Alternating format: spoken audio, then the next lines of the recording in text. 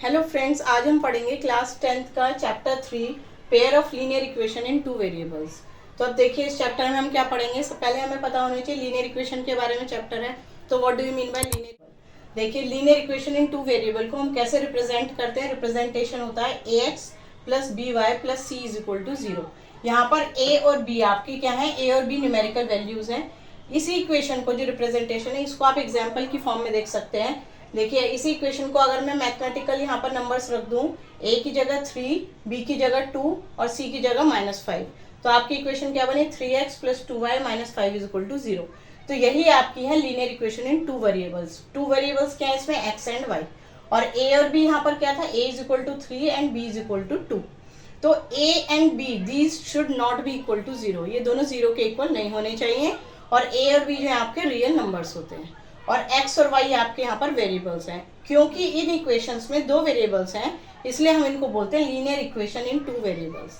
Okay, c आपका constant होता है, ये कोई नंबर होगा।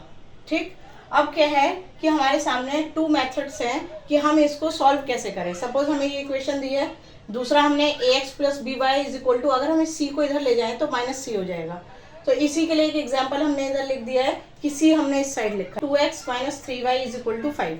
अब इसमें हमने c को उधर लेकर चले गए तो 5 जब इधर आएगा वापस तो ये हो जाएगा -5, क्योंकि जो हम a b c की वैल्यू कैलकुलेट करते हैं वो करते हैं इस फॉर्म में। तो हम किसी भी इक्वेशन को पहले ax plus B y plus c की फॉर्म में चेंज करेंगे, फिर a b c की वैल्यू लिखेंगे। अब क्या है कि हम इसको सॉल्व करते हैं टू मेथड से। One is graphical method and other is algebraic. देखिए अब हम पढ़ेंगे graphical method, means graphical method से हम कैसे सॉल्व करते हैं इक्वेशंस को। अब आपके सामने है कि सपोज एक इक्वेशन दी है 2x plus 3y is equal to 5, ये आपके सामने इक्वेशन दी है। ठीक है, और दूसरी इक्वेशन आपके पास दी है 7x plus 2y is equal to 3, ये आपके पास इक्वेशन है। सपोज दैट, ये हमने सपोज किया है। अब इन दोनों इक्वेशंस का हम क्या करेंगे, ग्राफ ड्रॉ करेंगे। ग्राफ कैसे ड्रॉ करते हैं, हम x और y की वैल्यू कैलकुलेट करते हैं, जहां पर वैल्यू आती है उसके अकॉर्डिंग हम ऐसे ग्राफ बनाते हैं। लाइक जैसे आपने ग्राफ बनाया, ये आपका x एक्सिस है, this is your y axis. ठीक है, अब सबसे पहले है आपका दोनों इक्वेशन का, अगर in case lines intersect. Intersect की क्या कंडीशन है कि एक इक्वेशन है उसकी लाइन ऐसे जा रही है, दूसरी इक्वेशन है उसकी ऐसे जा रही है, लाइक दिस।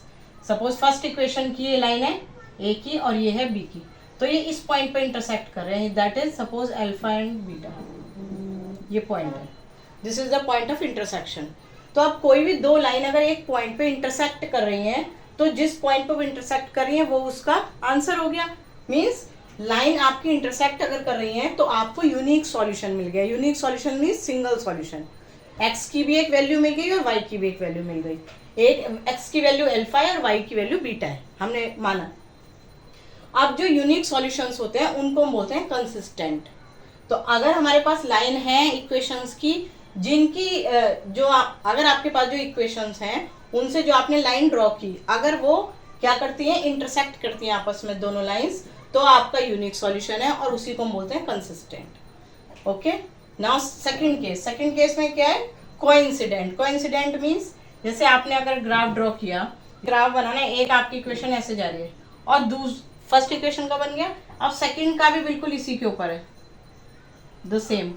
मीन्स ए का ग्राफ भी यही है और बी का भी यही है, तो दोनों लाइन का जो ग्राफ है वो इस तरह से जा रहा है, तो इसको बोलते हैं कोइंसिडेंट। तो coincident means infinitely many solutions, क्योंकि इसमें कितने सारे पॉइंट्स हैं, हर पॉइंट कॉमन है ना दोनों लाइन के लिए, तो बहुत सारे सॉल्यूशंस आएंगे, इनफाइनाइटली मेनी सॉल्यूशंस। और इस तरह के सॉल्यूशंस को हम कंसिस्टेंट भी कहते हैं। तो कंसिस्टेंट अगर इनफाइनाइट मेनी सॉल्यूशन हो तब भी कंसिस्टेंट होता है, और अगर यूनिक सॉल्यूशन हो तब भी हम कहेंगे कंसिस्टेंट सॉल्यूशन है। अब देखिए हमारा थर्ड केस है पैरेलल। मीन्स जब दोनों इक्वेशन के ग्राफ पैरेलल आए, लाइक दिस।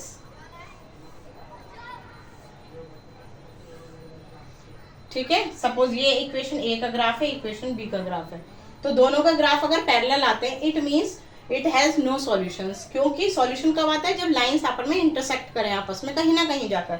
लेकिन पैरेलल लाइंस नेवर इंटरसेक्ट, तो कोई सॉल्यूशन नहीं आएगा इन लाइंस का। तो जब कोई नो सॉल्यूशन आ जाए, मीन्स जब कोई सॉल्यूशन नहीं आया और लाइंस पैरेलल हो, तो हम उसको बोलते हैं इनकंसिस्टेंट सॉल्यूशन। तो आपका टू केसेस में कंसिस्टेंट होगा और थर्ड केस में इनकंसिस्टेंट होगा, ये आपको याद रखना है। क्वेश्चन में पूछेगा यूनिक सॉल्यूशन है तो वो कंसिस्टेंट है या इनकंसिस्टेंट है, इनफाइनाइट मैनी सॉल्यूशन है वो कंसिस्टेंट है या इनकंसिस्टेंट है, या वो ये पूछ लेगा इनकंसिस्टेंट है तो वो नो सॉल्यूशन है या इनफाइनाइट मैनी सॉल्यूशंस है।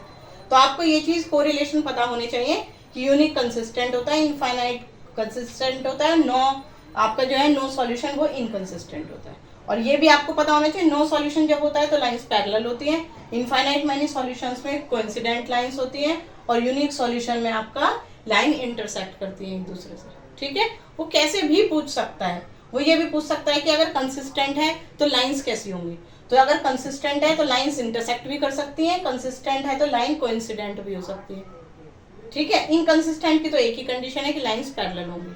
ठीक है, देखेंगे कि हमारे अलजेब्रिक मेथड्स क्या क्या हैं।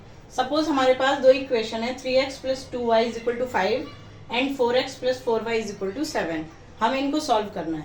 अलजेब्रिक मेथड से हम करना चाहते हैं तो हमारे पास तीन तरीके हैं। एक तो आपका substitution methods, second is elimination method and third is cross multiplication method.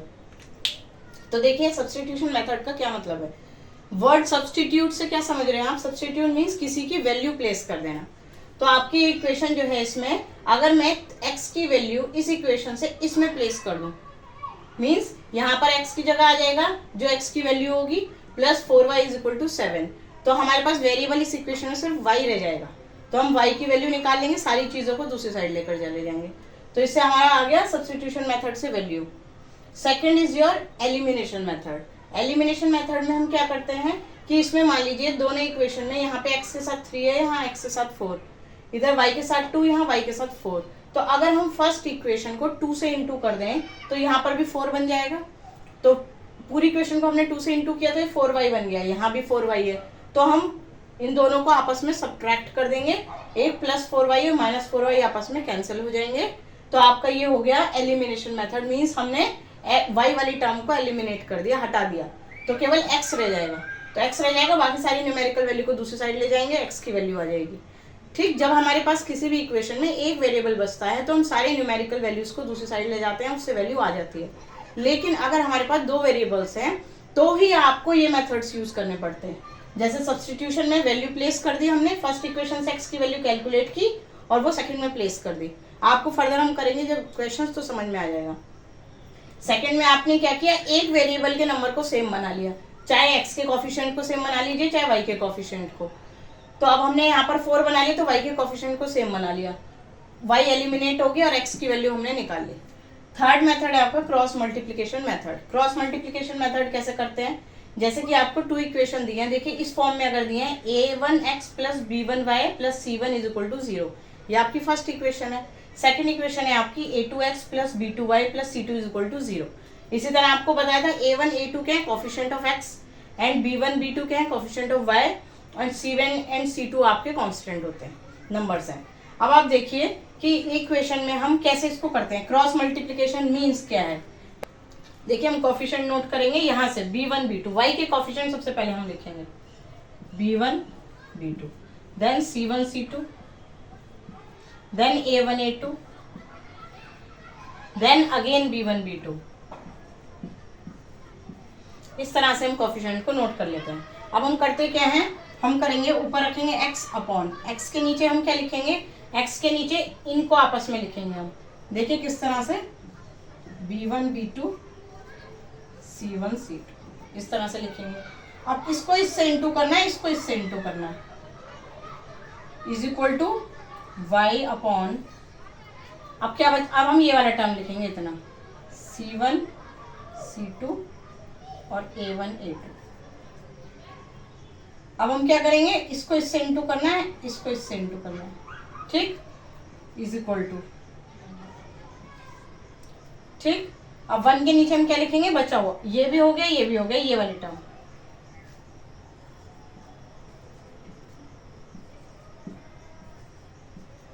क्या करेंगे, इसको इससे इंटू किया, इसको इससे इंटू करेंगे, नेक्स्ट स्टेप में करेंगे हम ये, ठीक।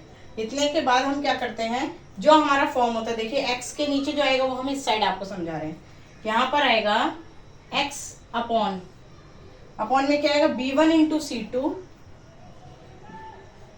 जब कुछ नहीं है तो मीन्स आपस में मल्टीप्लाई है। क्या करना है, x अपॉन ये क्या हो गया हमारा b1 इंटू सी टू, ये हमने क्या किया b1 into C to minus करेंगे अब minus b2 into C one,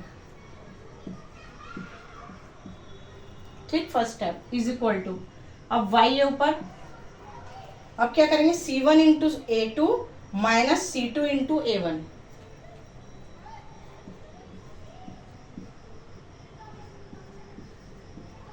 ये हमने किया, इज इक्वल टू 1 अपॉन ऐसे इसमें करेंगे a1 into B two minus a2 into B one,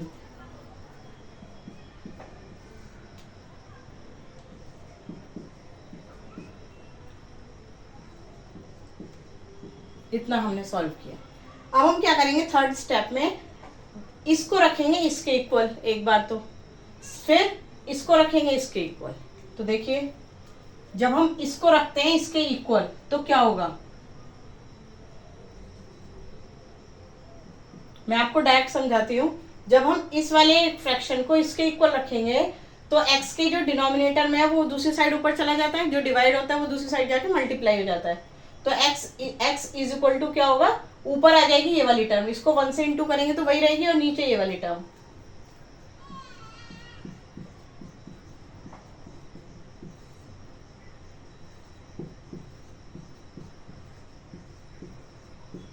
ये हो गई x की वैल्यू। इसी तरह हम y की वैल्यू कैलकुलेट करेंगे, y वाली टर्म को रखेंगे इसके इक्वल, तो y इज इक्वल टू क्या होगा, जब y को इसके इक्वल रखेंगे तो ये ऊपर चला जाएगा, 1 से इंटू हो जाएगा ये, तो सेम यही आ जाएगा।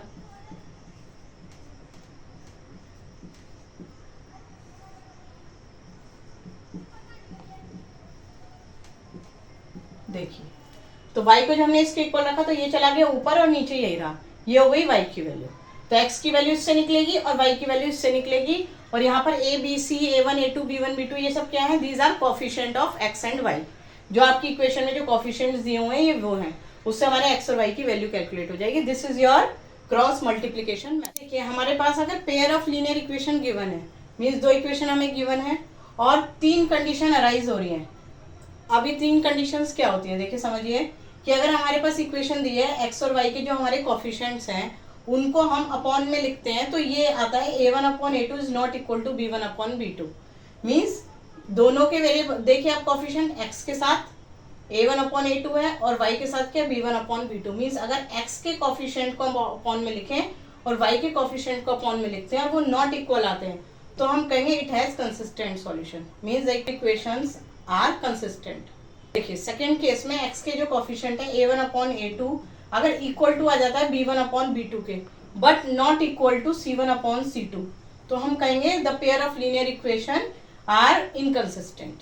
ठीक, थर्ड केस है आपका a1 upon a2 is equal to b1 upon b2 is equal to c1 upon c2, means तीनों के रेशियो जो है इक्वल है, तो हम कहेंगे pair of linear equation are consistent. Okay, ये थ्री केसेस हैं। आपसे पूछा जाता है, कंडीशन दे दी जाती है कि वो कंसिस्टेंट है या इनकंसिस्टेंट है, या फिर आपको कंसिस्टेंट और इनकंसिस्टेंट दे दिया जाएगा, वो आपसे कंडीशन पूछ लेंगे कि अगर इनकंसिस्टेंट होने की क्या कंडीशन होती है, कंसिस्टेंट होने की क्या क्या कंडीशंस होती है। ठीक।